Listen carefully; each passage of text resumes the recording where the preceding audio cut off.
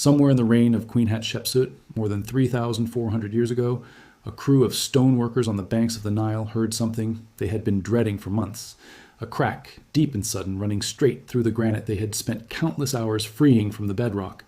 They were carving what would have been the largest obelisk ever raised in Egypt, a single shaft of stone stretching nearly 137 feet, weighing over 1,100 tons when finished. And in one moment, all of that work stopped. The tools went down, the crew walked away, and the obelisk never moved again. It is still lying there today, half free of the rock, exactly where they left it. But here is the detail almost no visitor is told, and it is the detail that changes everything. The cutting marks on that stone do not stop where the crack begins. They continue past it, as steady and as careful as before, as if the workers kept going for some time after they already knew something was wrong. Why would anyone keep carving a monument they already knew was ruined? Stay with me, because that question is only the beginning of what is strange about this place. The site is called the Aswan Granite Quarry, and if you did not know its history, you might walk straight through it without noticing anything unusual. Wide trenches, rough sun-bleached stone, round dark hammerstones scattered across the ground like they were dropped there yesterday. But look closer at the walls of those trenches, and something in your gut starts to shift. Long curved grooves run across the rock in strangely even, repeating patterns. In some places, they ripple into each other like waves frozen mid-motion. It is granite, one of the hardest building stones on Earth, sitting at roughly a 7 on the Mohs hardness scale, tough enough that modern stonemasons still treat it as difficult, slow, unforgiving work, even with power tools.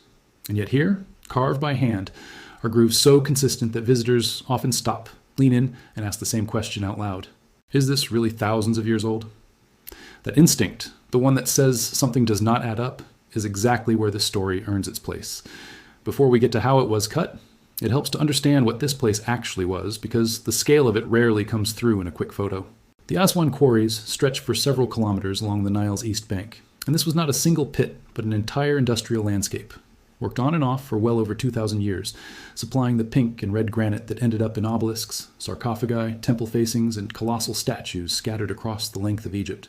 A man-made channel roughly a kilometer long once connected the working face of the quarry to the river itself, so that when a block was successfully freed, it could be dragged those final few hundred meters and floated north on barges during the Nile's flood season, when the water sat high enough to carry a load that could weigh as much as a modern commercial aircraft.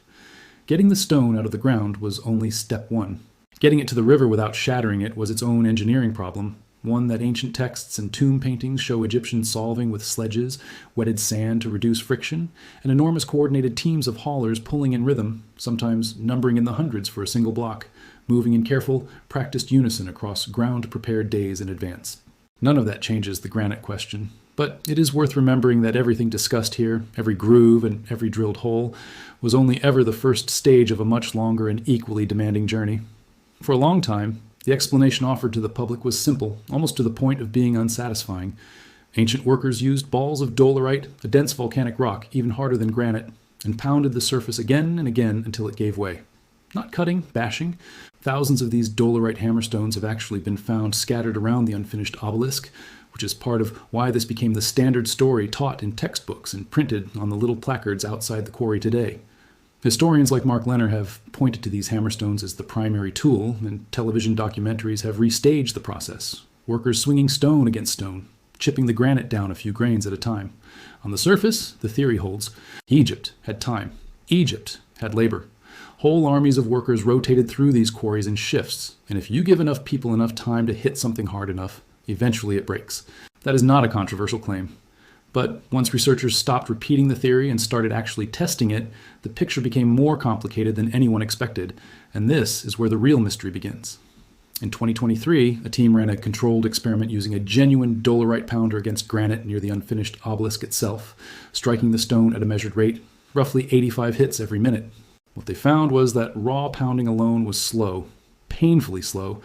The material removal rate came out to somewhere around 216 cubic centimeters an hour, and the researchers who ran the test concluded that Dolerite pounding by itself did not fully explain the volume of stone that had actually been removed from this quarry.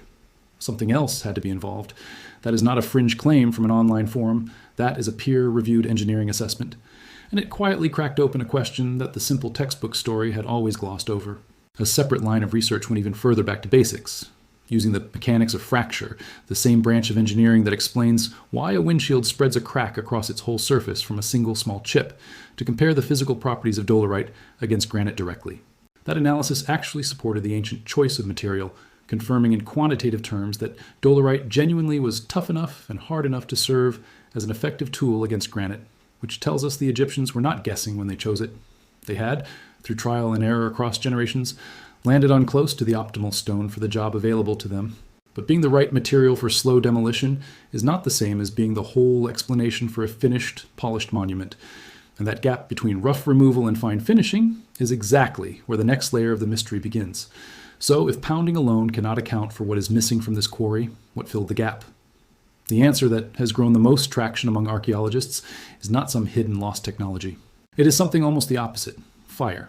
Excavators working these trenches have turned up charcoal, ash, and burned mud brick tucked into the quarry floor, and that detail matters more than it sounds like it should. Heat a section of granite, then cool it rapidly, often by dashing it with cold water, and the stone's different mineral grains expand and contract at different rates.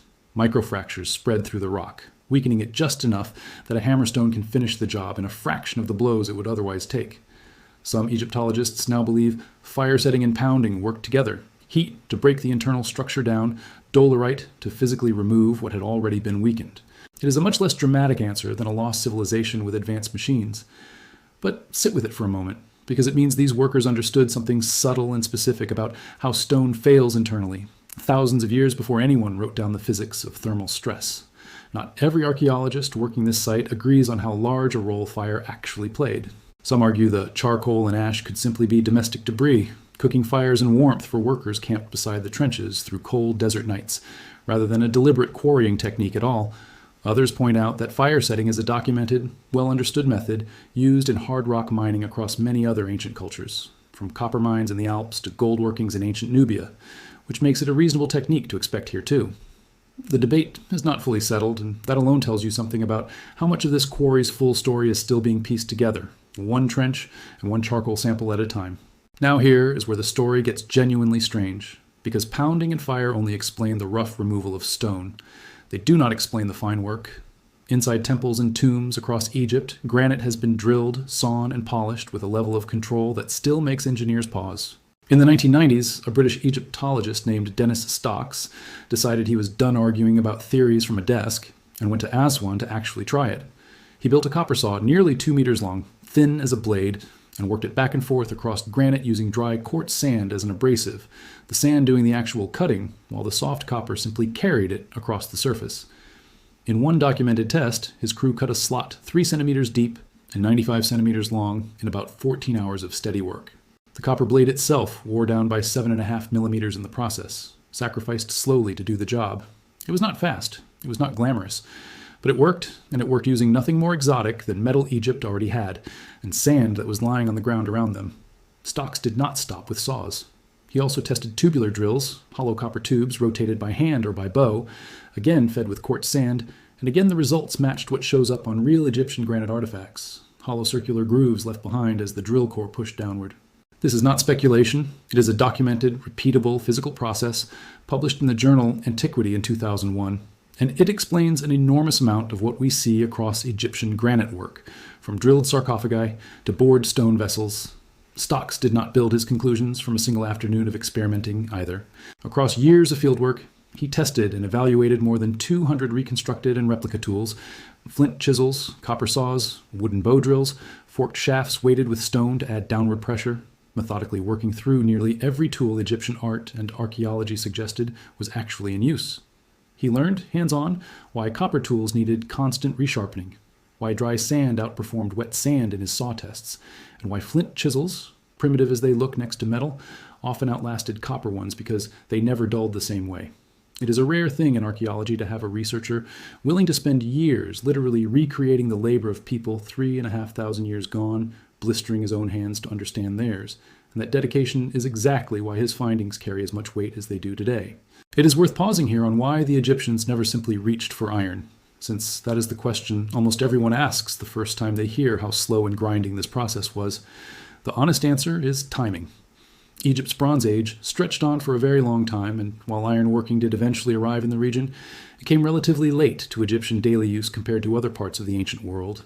And even after it arrived, iron tools were never hard enough on their own to cut granite directly. What actually did the cutting in every one of these methods, the saws, the drills, the polishing stones, was never the metal at all. It was the sand. Quartz-sand sits far higher on the hardness scale than copper, than bronze, and even than plain iron. And it is quartz that Egyptian granite is partly made of in the first place, which is precisely why quartz grains could grind down quartz grains sitting right next to them. The metal tool was never the cutting edge. It was the delivery system, the piece that held the abrasive in place and dragged it back and forth or spun it in a circle, while the actual work happened at a mineral level invisible to the naked eye. Once you understand that, the whole mystery reframes itself. This was never really a story about which metal Egypt lacked. It was a story about which grains of sand they learned to weaponize, and how patiently they were willing to let those grains do the work. But here is the twist that even Stocks himself admitted openly. When he compared his experimental drill cores to certain original Egyptian cores recovered by the pioneering excavator Flinders Petrie back in the 1890s, some of them showed spiral grooves that appeared to drop far more per single rotation than his own careful, patient copper and sand method could reproduce, at least not without an implausible amount of downward force. Stocks himself, the very researcher who proved copper and sand could genuinely cut granite, wrote that the ancient Egyptians may have used a refinement of the method that has not yet been fully rediscovered. Read that sentence again. The man who solved most of this mystery still left the door open on part of it. That single unresolved detail is why the debate never fully closed, and why serious researchers, not just internet theorists, keep circling back to Petrie's granite drill cores more than a century after he first pulled them out of the sand. Some argue the anomaly is simply a result of uneven pressure, or an operator pushing harder in one section than another, a human inconsistency rather than a hidden technology. Others argue that if you're going to explain away the fastest, most extreme examples as human error every single time, at some point that starts to feel like the theory protecting itself rather than the evidence supporting it. Nobody serious is claiming laser cutters or power tools. But the honest answer, the one you rarely hear stated so plainly, is that we do not have a perfect one-to-one replication of every granite artifact in Egypt. We have a method that explains most of it convincingly, and a small residue of cases that still make specialists a little uneasy. That uneasiness is not a crack in the discipline. It is what honest science actually looks like from the inside. A field willing to say most of this is settled while still flagging the handful of outliers that resist a clean answer, rather than quietly rounding every awkward data point into the tidy version of the story. Return now to the unfinished obelisk itself, because its story gets stranger the closer you look. The crack that supposedly ended the project runs diagonally through the granite, and it is real. You can see it clearly along the underside of the shaft even today. The standard account says the crack appeared, the workers recognized the block was structurally compromised, and they abandoned it rather than risk losing months of labor and a king's ransom in transport costs to a shaft that would snap the moment it was lifted. That is a reasonable practical explanation, and it fits how a functioning bureaucracy under Hatshepsut's administration would likely behave, cutting its losses on a doomed asset. And yet, the tool marks tell a slightly different story. Carving continues beyond the crack, in the same careful, patient rhythm as the rest of the trench. Not the rushed, abandoned scrawl you would expect from a crew that had just watched a year of labor become worthless in an instant. Maybe they kept working while assessing the damage. Maybe supervisors ordered them to finish freeing the block regardless to see if it could still be salvaged for a smaller project. Or maybe the full story of why work continued past a visible fracture in a 1,000-ton royal monument is simply one more detail Egypt never wrote down for us to find. History rarely leaves a full explanation. It leaves fragments, and we are left assembling the rest. Think about the human cost sitting quietly behind that decision too.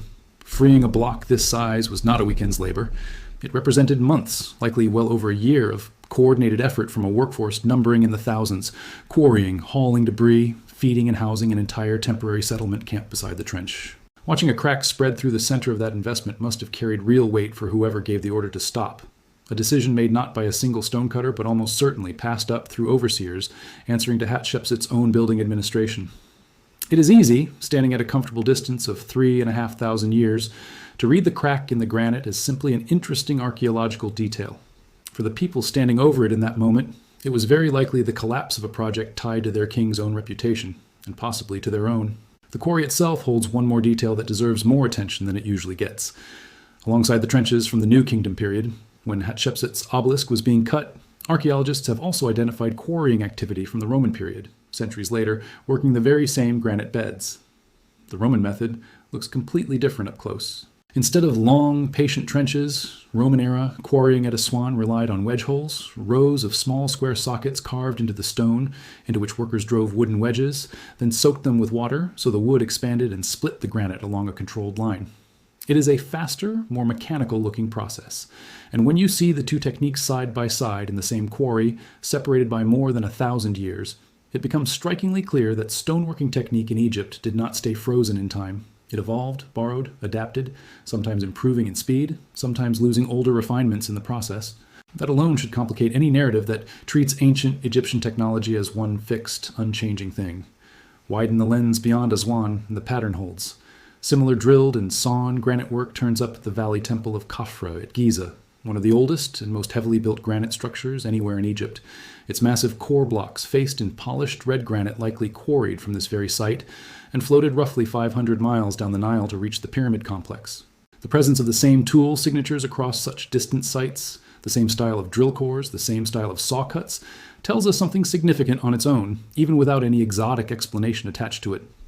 It tells us that granite working in ancient Egypt was not a scattered, improvised skill practiced by a handful of isolated specialists. It was a shared, transmitted craft, refined and repeated across generations, moved along the Nile the same way the stone itself was moved, from one royal project to the next. Walk into the Valley Temple of Khafre today, and this shared craft is on full display in a way that photographs never quite capture. Massive core blocks of local limestone are faced with slabs of polished red granite, some of them still holding a mirror-like shine after roughly 4,500 years standing in the open desert air. Getting a stone this hard to take on a genuine polish, not just a smooth cut, but a reflective surface, required an entirely separate stage of labor beyond the sawing and drilling, patient grinding with ever finer abrasives, likely including the very same quartz-sand used earlier in the process, worked by hand across the surface for what must have been an enormous number of hours per block. Multiply that labor across a temple built almost entirely from stone this demanding, and the scale of the undertaking becomes almost difficult to hold in your head all at once. That brings us to the Quarry Museum that now sits beside the unfinished obelisk itself, a detail most footage of this site skips entirely. Alongside the Great Obelisk, the museum grouping displays fragments recovered from 5 additional obelisks that were also begun in this same quarry, and, for one reason or another, never completed either. Some cracked. Some may have simply been superseded by a change in royal plans before they were ever finished. Standing among those fragments, you start to realize that the giant unfinished obelisk everyone comes to see is not really an isolated anomaly.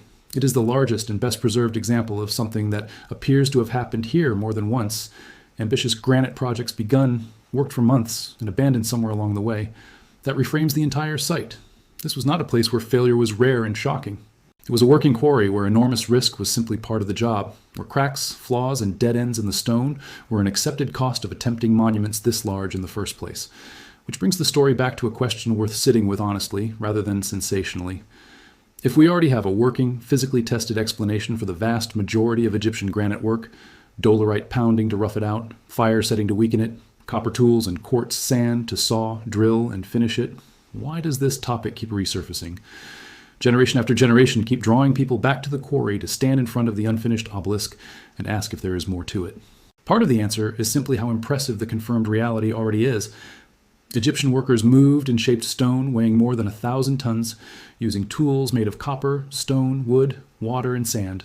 No iron, no wheeled machinery for cutting, no electricity, and they did it with enough consistency to leave grooves that still make modern visitors stop and stare in disbelief. You do not need to invent lost technology to find that awe-inspiring. The real achievement is already almost hard to believe.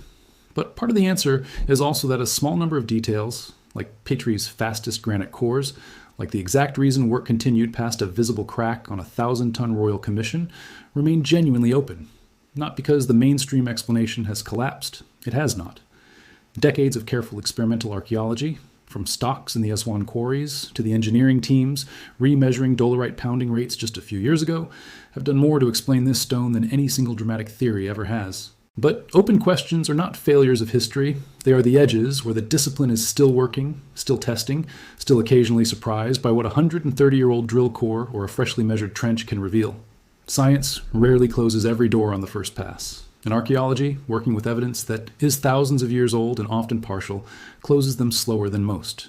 So the obelisk stays where it has stayed for 3,500 years, half freed from the rock that made it, the crack still visible along its length, the tool marks still running past that crack in that same steady, unhurried rhythm.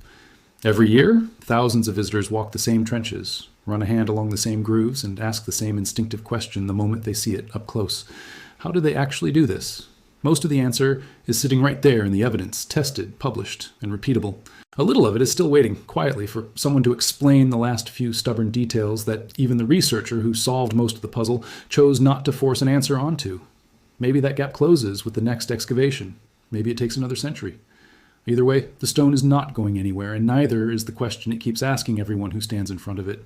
So the next time someone tells you ancient Egypt's granite work is either fully explained or completely unexplainable, you can tell them the truth is somewhere in the trench between those two extremes, sitting quietly in the sand, waiting for the next person patient enough to test it, rather than simply argue about it from a distance.